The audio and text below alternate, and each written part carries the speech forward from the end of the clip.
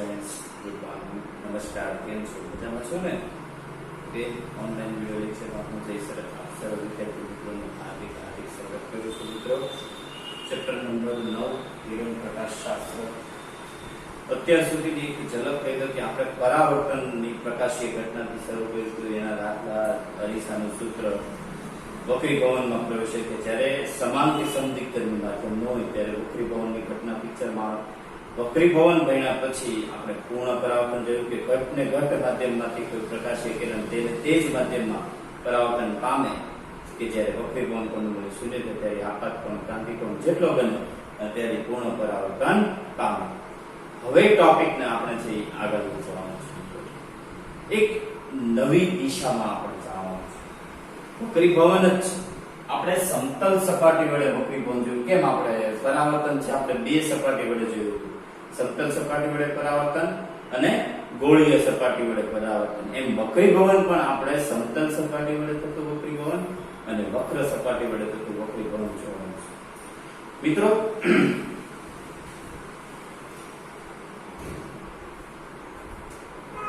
સમતલ સપાટી વડે થતું વક્રીભવન ફરીવાર યાદ કરાવી દઉં કે મિત્રો એમાં બે નિયમો હતા કે ભાઈ કે જ્યારે માધ્યમને છૂટી પાડતી સપાટી કોઈ પ્રકાશીય કિરણ આપાત થાય ત્યારે એ પ્રકાશીય કિરણ પાતળામાંથી ઘટમાં જાય તો લંબ તરફ વક્રીભવન પામે અને ઘટમાંથી પાતળામાં જાય તો લંબથી દૂર જાય. અને એના માટે આપણે સ્નેલ નો નિયમ વ્યાખ્યાયિત કર્યો હતો n1 sin i બરોબર n2 sin r. જ્યાં i છે એ આપાત કોણ અને r છે એ વક્રીભવન કોણ. બરોબર છે. હવેનો જે ટોપિક છે એ ગોળીય સપાટી વડે થતું વક્રીભવન.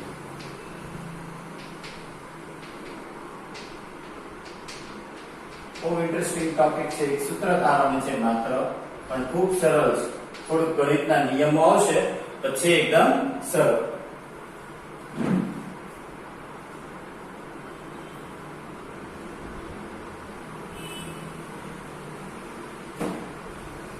વક્રીભવન થવા માટે મિત્રો આપણે જોયું કે બે પારદર્શક માધ્યમની જરૂર પડે અને ગોળીય વક્ર સપાટી. ગોળીય વક્ર સપાટી તરીકે તમે જાણો છો યા તો હું અંતર્ગોળ લઉં યા તો હું બહિર્ગોળ. બરાબર. આ કેસમાં હું આંતરપૃષ્ઠ જે કિરણ છે વક્રીભવન પામી શકે એટલે હું કઈ સપાટી પસંદ કરીશ? અંતર્ગોળ. તમને ખબર છે તો અંતર્ગોળ વિશે ફરીવાર યાદ કરાવી દઉં કે આ એની મુખ્ય અક્ષ, ધ્રુવ, મુખ્ય કેન્દ્ર, વક્રતા કેન્દ્ર, મુખ્ય કેન્દ્રથી ધ્રુવ સુધીનું અંતર કેન્દ્ર લંબાઈ, વક્રતા કેન્દ્રથી ધ્રુવ સુધીનું અંતર વક્રતા ત્રિજ્યા. પછી તો કે ભાઈ કોઈ પણ કિરણ મુખ્ય અક્ષને સમાંતર આપાત થાય એ મુખ્ય કેન્દ્રમાંથી પસાર થાય. લંબ છે એ ક્યાંથી પસાર થાય તો કે એના વક્રતા કેન્દ્રમાંથી પસાર થાય. આ બધી વસ્તુ તમે જાણો છો. કિરણ આકૃતિ વિશે આપણે ઘણી બધી વાર જોઈ ગયા છીએ. હવે આવી જ એક ગોળીય વક્ર સપાટી લઈ એટલે કે એક માધ્યમ લઈ અને મારે એક સૂત્ર તારવવાનું છે. વક્રીભવનાંક શોધવા માટેનું એક સૂત્ર તારવવું છે. એક ગોળીય સપાટી લો, એક માધ્યમ જ લઈ લો ને. માની લો કે આ એક માધ્યમ છે ગોળીય સપાટી. આ એની મુખ્ય અક્ષ. આ સૂત્ર છે એનું ધ્રુવ. થોડી મોટી દોરો એટલે તમને મજા આવે. બસ આ ગોળીય સપાટી. આ કોઈ માધ્યમ જ સમજી લે ને. કોઈ માધ્યમ. આ એની મુખ્ય અક્ષ. અહીંયા છે ઈ હવા અને આ છે માધ્યમ હવા. અહીંયાનો વક્રીભવનાંક n1, અહીંયાનો વક્રીભવનાંક n2. હવે આ ગોળીય સપાટી છે જેમ સમતલ સપાટી. હવે ગોળીય છે આ છે ઈ ગોળીય. યાદ રાખજો પાતળી સપાટી છે. કેવી સપાટી છે? પાતળી. એટલે ઓલમોસ્ટ તમે આ સમતલ સપાટી દોરી હોય અને એકદમ આવી રીતે પાતળી સપાટી દોરી તો આ લગભગ કેવી થાય? સરખી થાય. એટલે એમાંથી હું વક્રીભવન છે એ લઈ શકું. સમજાવો મિત્રો? એટલે આ ગોળીય પાતળી સપાટી કહેવાય. આવી બે ગોળીય પાતળી સપાટીને જો હું ભેગી કરું ને તો હું બને ખબર લેન્સ બને. જે હવે પછીનો આપણો આ ટોપિક પછીનો એક ટોપિક છે, મહત્વનો ટોપિક છે. આના જ ઉપરથી આપણે લેન્સ બનાવશું. આવી બે ગોળીય પાતળી સપાટીને હું એકબીજા સાથે જોડી દઉં આવી રીતે, તો એ બહિર્ગોળ કે અંતર્ગોળ લેન્સ બને. લેન્સને બે પ્રકાર આવશે, બહિર્ગોળ અને અંતર્ગોળ.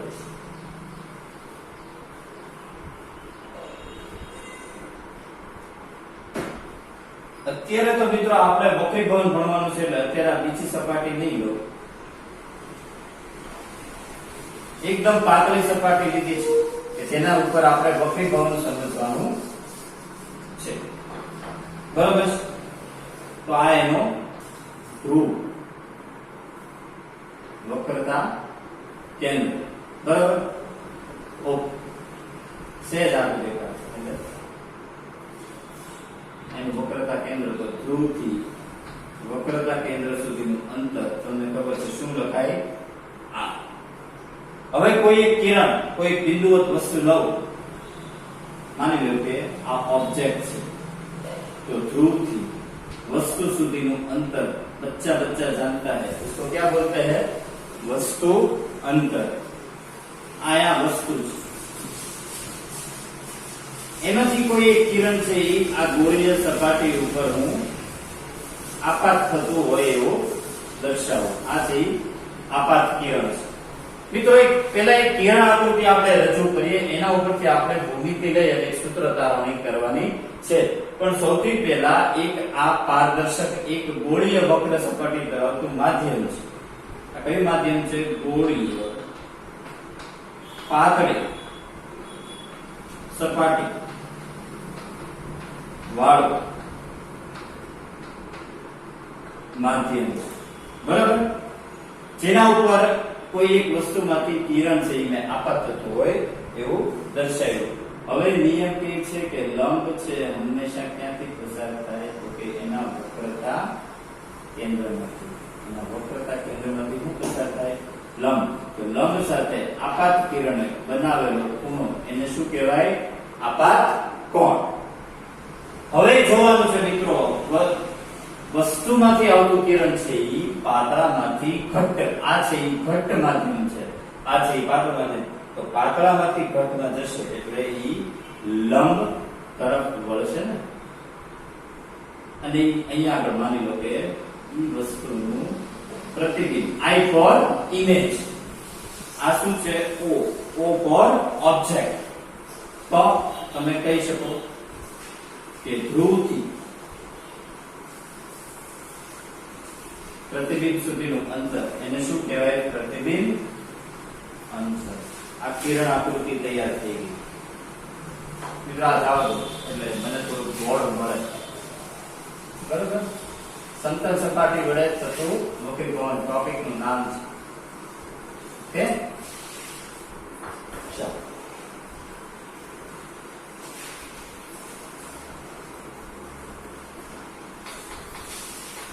ગોળીય સપાટી વડે થતું વક્રીભવન. બરાબર. મિત્રો પેલા આ કિરણ આકૃતિ તમને આ દોરતા આવડવી જોઈએ, એક વખત જોઈ.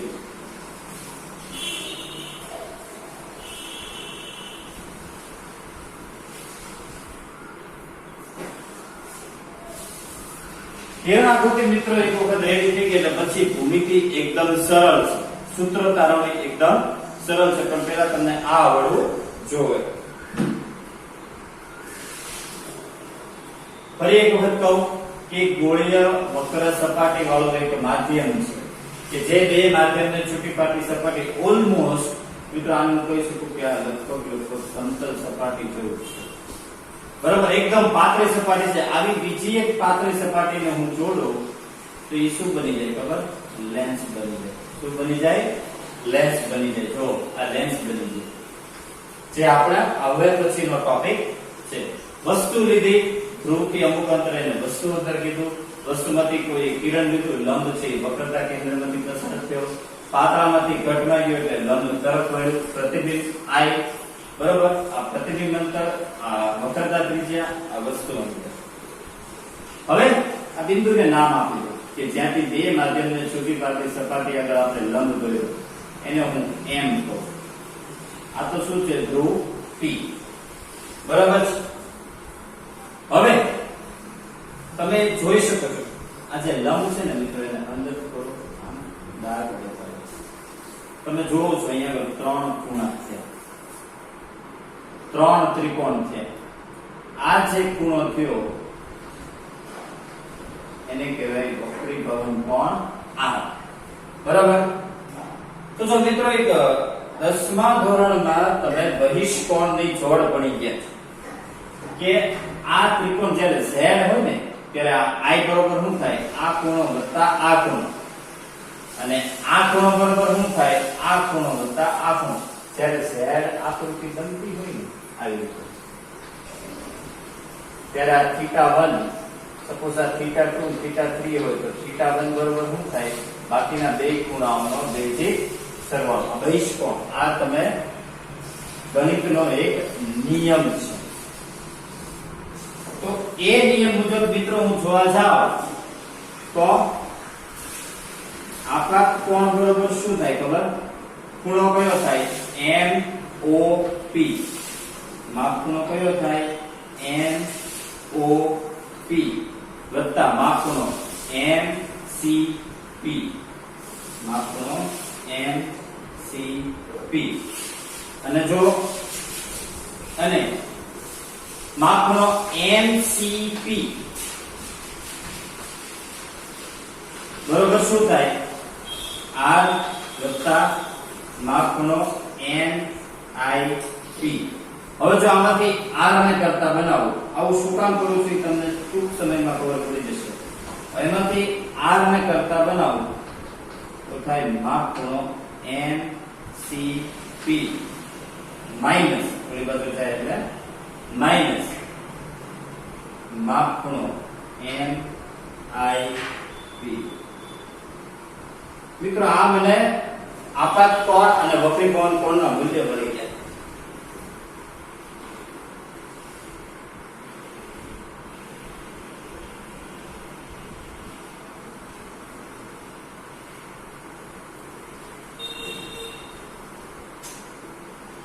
હવે જો આ જે બિંદુ M છે તો બિંદુ M આગળ સ્નેલનો નિયમ વાપરો તો શું થાય? N1 sin I બરોબર શું થાય? N1 sin R. મિત્રો એક નિયમ છે ગણિતમાં કે જ્યારે આ ખૂણા ખૂબ જ સૂક્ષ્મ હોય ને ત્યારે લગભગ કેવા થાય? તો sin I બરોબર I અને sin R બરોબર R. તો આ મને એક સૂત્ર મળ્યું, આને કે સમીકરણ નંબર 1. હવે I આપણી પાસે છે, R આપણી પાસે છે. હવે અહીંયા મૂકી દો. N1 શું થાય? માપ ખૂણો MOP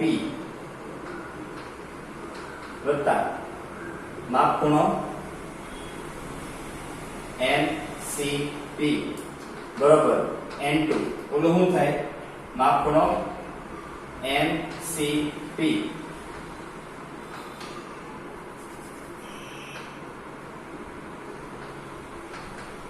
માઈનસ માપ ખૂણો MIP. બરાબર છે. હવે જો આ MCP બે બાજુ આવ્યું, બરાબર.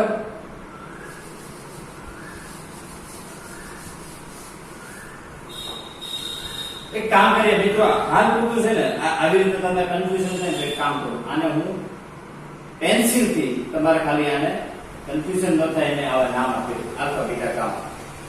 પેન્સિલ થી આપતા એક્ચ્યુઅલી તમારી બુકમાં નથી પણ તમને સરળતા રહે આવી રીતે તમને કદાચ ન ફાવે તો તમારે એને શું કરવાનું? તો જો MOP શું થયું? આલ્ફા. MCP શું થયું? બીટા.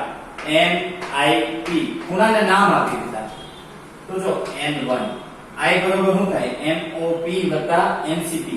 MOP એટલે કે આલ્ફા વત્તા MCP એટલે કે બીટા. તમને આ સરળતા રહે એટલા માટે.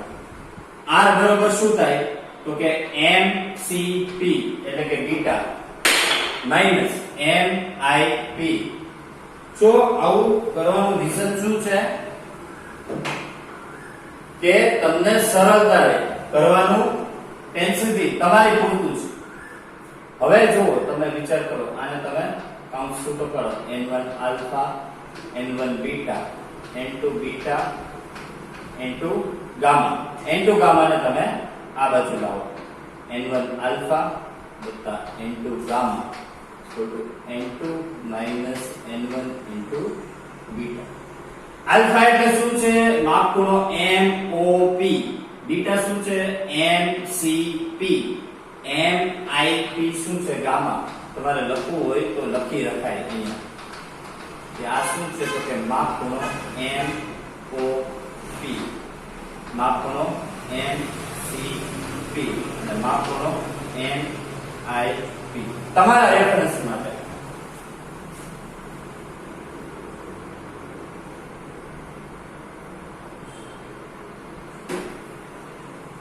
સરળતા રહે તમારે. બરાબર છે. હવે આને કેવો સમીકરણ નંબર 2. હવે આપણે આલ્ફા બીટા અને ગામા ખાલી ગોતવાના રહ્યા, એટલે કે માપ ખૂણો MOP, માપ ખૂણો MCP અને માપ ખૂણો MIP. ઈ ગોતી લો, ત્યાં મૂકી દો એટલે આપણું એક સૂત્ર તૈયાર થઈ જશે. બરાબર છે. હવે ઈ શું કરવું એના માટે તો જો એની માટેનો એક રસ્તો કહું. તમને ખબર છે કે આ આલ્ફા છે, આપણે જોઈએ છે આપણે શું તો કે OP, અહીંયા PC અને PI. તો જો અહીંયા આગળ તમે એક કામ કરો, આ જે માપનો MOP છે એનો તમે tan લ્યો, tan ખૂણો MOP અથવા હું લ્યો આલ્ફા. એવી રીતે tan ખૂણો MCP અથવા તમે હું લ્યો બીટા અને tan ખૂણો MIP હું લ્યો ગામા. હવે તો વિચાર કરો, tan થીટા એટલે શું તો કે સામેની બાજુ છેદમાં કર્ણ. સામેની બાજુ એટલે MP. બધામાં સામેની બાજુ કેવી આવશે? કોમન જ આવવાની છે. તમે જોઈ લો, tan આલ્ફા લ્યો, tan બીટા લ્યો, tan ગામા લ્યો, MOP લ્યો, MCP લ્યો કે MIP લ્યો. ત્રણેયમાં સામેની બાજુ શું આવે છે? tan જ લ્યો તો શું આવે? MP. હવે ખૂણો MOP એમાં પાછળની બાજુ આમાં શું છે? OP. આમાં શું છે? OP. તો જો MP OP એટલે શું? વસ્તુ અંતર. પણ સંજ્ઞા પ્રણાલી પ્રમાણે કેવું લેવાનું? માઈનસ. પછી MCP તો કે એમાં પાછળની બાજુ CP. એમાં પાછળની બાજુ કઈ થાય? CP. તો NP છેદના CP એટલે શું છે?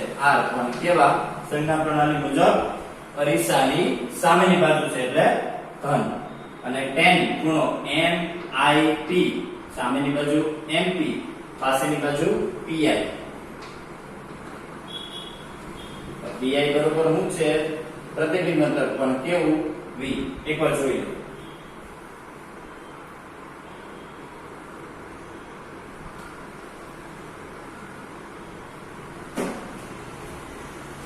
એકદમ ઈઝી સૂત્ર તારવવાનું છે મિત્રો. પહેલા એક શું કર્યું તો કે આવી રીતે કિરણ આકૃતિ તૈયાર કરી, એમાં આપણે ખૂણા લીધા. બરાબર. હવે આ બિંદુ આગળ સ્નેલનો નિયમ વાપરો, એમાં I અને R ની જરૂર પડી તો બહિષ્કોણનો નિયમ છે કે I બરોબર આ બે ખૂણા થાય, આલ્ફા વત્તા બીટા એટલે કે MOP MCP. અને બીટા બરોબર શું થાય? R વત્તા ગામા. એમાંથી R ને કરતા બનાવો એટલે આ મળ્યું. રેફરન્સ માટે આપણે અહીંયા આગળ એવું ધાર્યું આલ્ફા બીટા અને ગામા. એક્ચ્યુઅલી તમારી બુકમાં નથી, પણ તમારી સરળતા માટે જો મેં અહીંયા આગળ ધાર્યું છે. બરાબર. હવે જ્યારે આ ખૂબ નાનો હોય ને ત્યારે લગભગ જેમ સાઈન બરોબર લીધું એમ આપણે લઈ શકીએ. tan આલ્ફા બરોબર આલ્ફા, tan બીટા બરોબર બીટા, ગામા બરોબર ગામા, અથવા તો tan માપનો MOP બરોબર MOP, MCP બરોબર MCP. હવે આ આપણને કિંમત મળી ગઈ. અને કે સમીકરણ નંબર 3 4 5 આ બધી જ કિંમત ક્યાં મૂકી દઈએ? અહીંયા મૂકી દઈએ તો આલ્ફા ની જગ્યાએ મૂકીએ આપણે, એટલે કે ખૂણો MOP. આલ્ફા એટલે કે ખૂણો MOP ની જગ્યાએ મૂકીએ MP/-V. આ ગામા છે તો MP/V અને આ બીટા છે તો કે MP/R. એ ત્રણેય વસ્તુ મૂકશો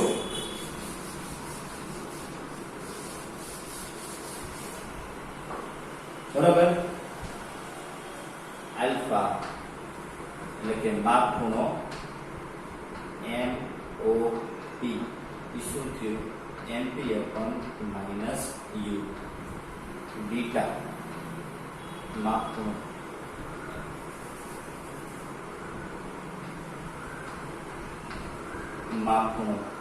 MCP MP/R અને ગેમા માપ ખૂણો MIP શું થયું? MP/V. એ ઉપરના સૂત્રમાં મૂકો N1 આ શું થાય? MP/-U. N2 MP/-V sorry અને N2 N1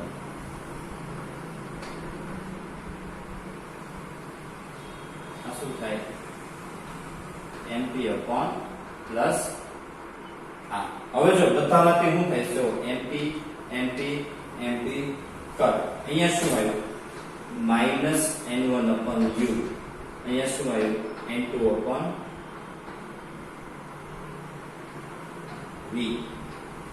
is equal to N2 N1/R. Wow. This is the સૂત્ર. સમીકરણ નંબર 3 આ આપણે જે સૂત્ર ધારણી કરવાની હતી એ સૂત્ર ધારણી થઈ -N1/U plus N2/V is equal to N2 N1/R. જોયું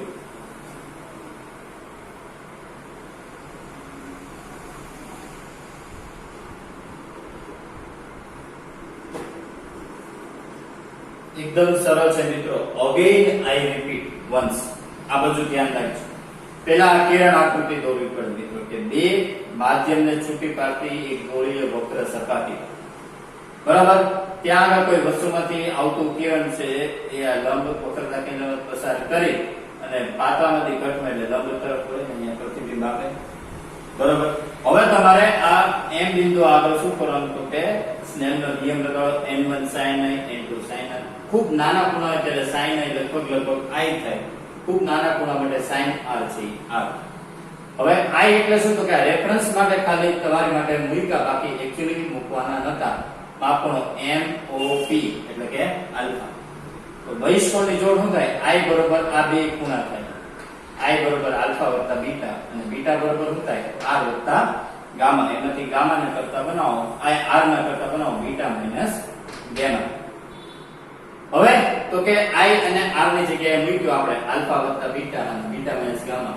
પછી આલ્ફા બીટા અને ગામા ની કિંમત ગોતમ થઈ તો tan થીટા વાપર્યો કે આ માપ ખૂણા માટે tan થીટા વાપરો તો પાયથાગોરસ પ્રમાણે શું થાય? સામેની બાજુ MP છેદમાં પાછળની બાજુ OP. બીટા માટે સામેની બાજુ MP છેદમાં MC, સામેની બાજુ MP છેદમાં PI. એ કર્યું, આલ્ફા બીટા ગામા મેળવ્યા, બરાબર. પછી એને ઉપરના સૂત્ર 2 માં મૂક્યા આલ્ફા બીટા ગામા કિંમત અને અંતે આપણે ગોળીય વક્ર સપાટી વડે થતા વક્રીભવનનું સૂત્ર મેળવ્યું. -N1/U વત્તા N2/V is equal to N2 N1/R. બહુ સરળ થિયરી છે પરંતુ important. I category IMP category છે. કઈ કેટેગરીમાં આવે?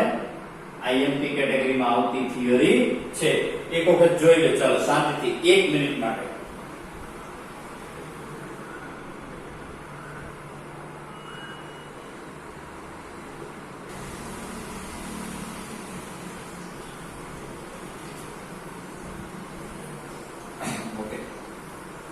જોઈ મિત્રો સૂત્ર તારવણી ખૂબ સરળ અને ઇમ્પોર્ટન્ટ કહી શકાય એવી એક થિયરી છે. નાનકડી એવી થિયરી છે. આની એપ્લિકેશન પણ બહુ લિમિટેડ છે. પરંતુ હવે પછીનો જે લેક્ચર આવશે ને કે આ જ સપાટી વડે આપણે એકની આપણે બે સપાટી લઈશું અને લેન્સ બનાવશું અને લેન્સ વડે આપણે વક્રીકરણ સમજશું. એના માટે આપણે આ સૂત્રનો ઉપયોગ ક્યાંક ને ક્યાંક કરશું. ઓકે, એની ડાઉટ, એની કન્ફ્યુઝન? રેડી. ચલો નેક્સ્ટ. હવે આની એપ્લિકેશન લઈએ. આ જે સૂત્ર તારવણી આપણે કરી એની એપ્લિકેશન આપણે એનસીઈઆરટી માં આપેલી હોય, જૂના સિલેબસ ની હોય કોઈ, તો એ આપણે લેવી છે. બરાબર.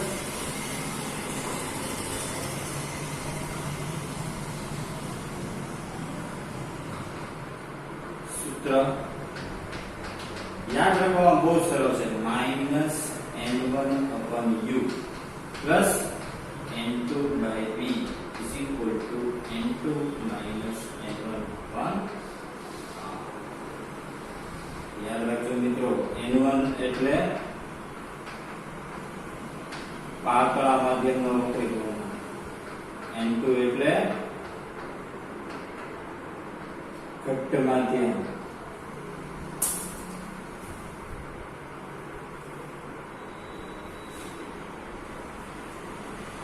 u અને v તો ખબર છે. r એટલે વક્રતા,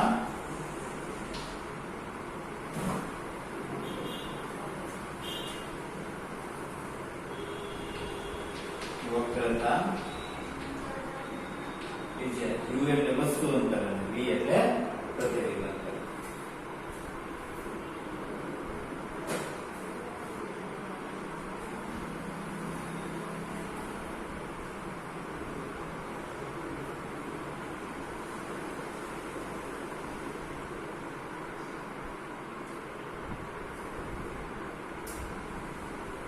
હવે એક એનસીઈઆરટી નો એક દાખલો છે મિત્રો.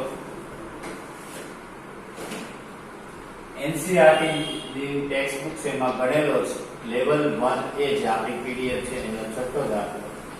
એમ કે છે આવી જ એક ગોળીય વક્ર સપાટી છે કે જેનું જે માધ્યમ છે પારદર્શક માધ્યમ એનું વક્રીકોણ 1.5, વક્રતા ત્રિજ્યા 20 સેન્ટીમીટર છે અને એક ગોળીય સપાટીથી 100 સેન્ટીમીટર અંતરે વસ્તુને રાખી છે. વસ્તુને કેટલા સેન્ટીમીટર રાખી છે?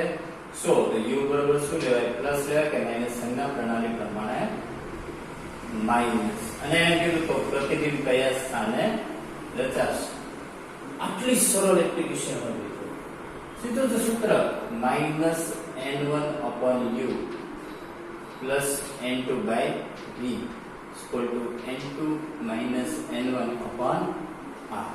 minus n1 એટલે 1, u એટલે -100, n2 એટલે 1.5, v 1.5 માંથી 1 જાય એટલે 0.5 છેદમાં r કેટલા? 20. હવે ગણતરી કરો.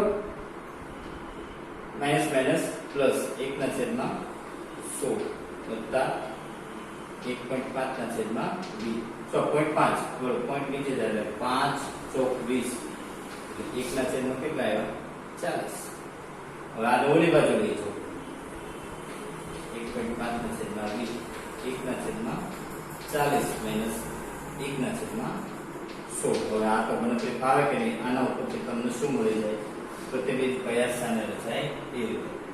એનસીઈઆરટી નો ગણેલો દાખલો છે, છઠ્ઠો દાખલો. સમજાણું? ઓકે, જોઈએ.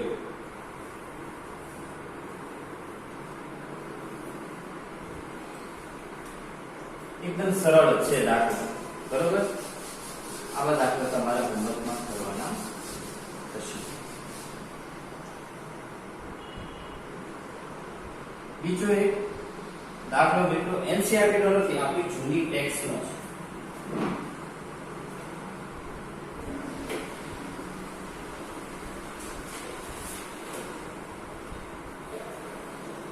લેવલ 1C જૂની ટેક્સ્ટનો એક 10મો દાખલો છે. એમાં હું કીધું ખબર, એક આવી એક ગોળીય વક્ર સપાટી વાળું એક માધ્યમ છે, બરોબર?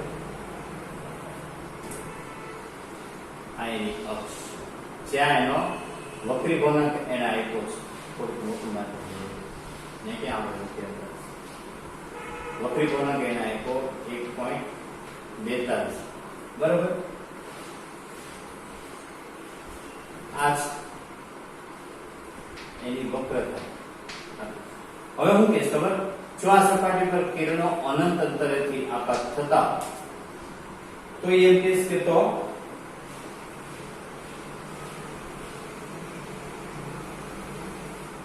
અહીંયા આગળ એને હવા આપી, n1 બરોબર 1, n2 બરોબર 2. જો કિરણો એમ કહીશ કે અનંત અંતરેથી આપાત થતા હોય તો પ્રતિબિંબ અંતર r ના સ્વરૂપે મેળવો. એને વક્રતા ત્રિજ્યાને શું કીધું? m રાખો. મિત્રો સૂત્ર છે -n1/u n2/v n2 -n1/r. હવે બધી વસ્તુ પહેલા જોવો, જો n1 બરોબર કેટલા? 1, n2 કેટલા આપ્યા? 1.42. u એને આપ્યા છે અનંત, v ગોતવાનું, r એમને રાખી મૂકવાનું. તો અહીંયા મૂકો -n1 એટલે 1 છેદમાં અનંત વત્તા n2 એટલે 1.42 છેદમાં v. 1.42 માંથી 1 જાય એટલે 0.42 છેદમાં r. 1 ના છેદમાં અનંત એટલે એનું મૂલ્ય શું થાય? 0. તો હવે 1.42 છેદમાં v બરોબર 0.42 છેદમાં r. તો v બરોબર શું આવે? 1.42 છેદમાં 0.42 r. હજી આનો સાદુરૂપ આપો, જે જવાબ આવે એ તમારો ફાઇનલ આન્સર.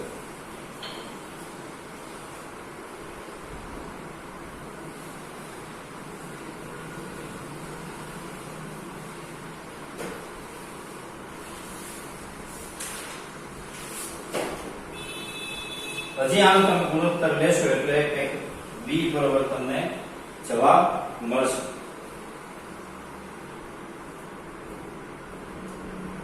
જો એટલે ખાલી એક સૂત્ર ઉપરથી એની અમુક એપ્લિકેશન છે કે પહેલા તમે આ બધી વસ્તુ લિસ્ટ આઉટ કરી નાખો, પછી ખાલી તમારે સૂત્રમાં ફિગર જ મૂકવાની રહે. ઓકે, એની ડાઉટ, એની કન્ફ્યુઝન? ઓકે, આ તો જસ્ટ ફોર પ્રેક્ટિસ માટે, બાકી બીજું કોઈ જેડબલ્યુ નીટ માટે કામનું, બાકી કઈ કામનું નહીં.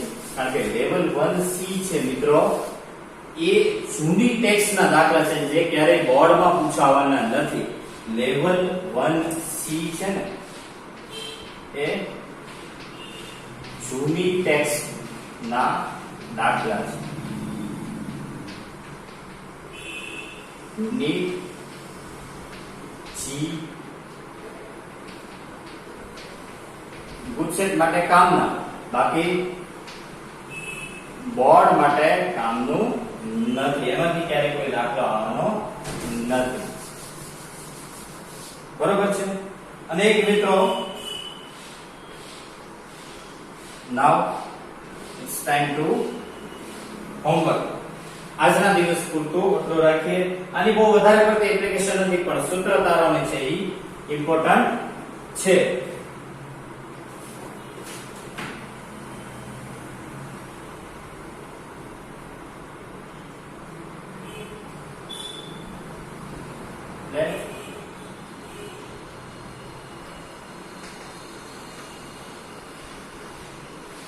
होमवर्क का મિત્રો थियरी टॉपिक 9.5.1 એની બાજુમાં લખી નાખજો આઈએમપી. મિત્રો સૂત્ર તારવણી અને કિરણ આકૃતિ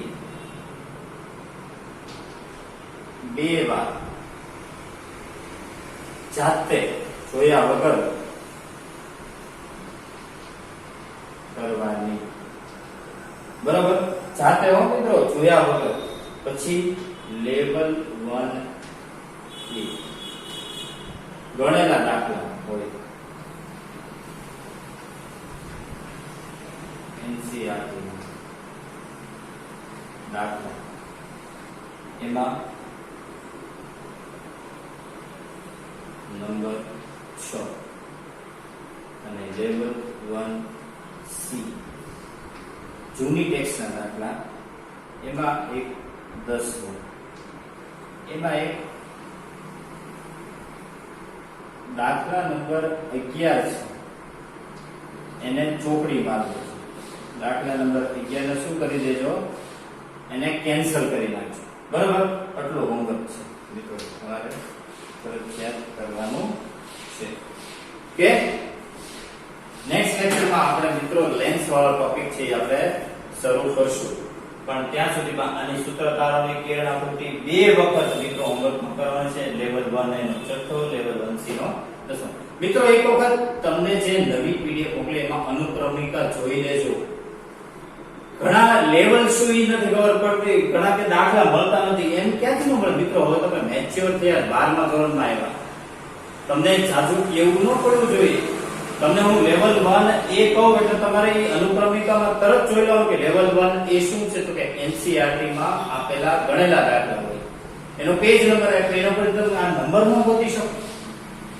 લેવલ 1C હોય તો સોરી જૂની ટેક્સના દાખલા હોય તો એની પર તમે આ નંબર ન ગોતી શકો મિત્રો તમે કઈ 5મા 6મા ધોરણમાં થોડો છો કે એક એક પેજ મારે તમને દેખાડવાનું આવે અનુક્રમણિકા ખાસ પીડીએફ ને એક વખત જોઈ લેજો એમાંથી પછી તમારે હોમવર્ક કરવાનું થશે થિયરી ટોપિક સાથે 2 વખત લખવાનું છે બરોબર છે નેક્સ્ટ લેક્ચરમાં મળશું ત્યારે આપણે લેન્સ ની શરૂઆત કરશું ત્યાં સુધી આ કરી લો કોઈ ડાઉટ આવે તો કમેન્ટ બોક્સ માં WhatsApp નંબર પર મોકલી શકો છો till then stay tuned with me સારી રીતે ભણો આનંદ કરો મસ્ત રહો થેન્ક યુ જય ભારત જય થેન્ક યુ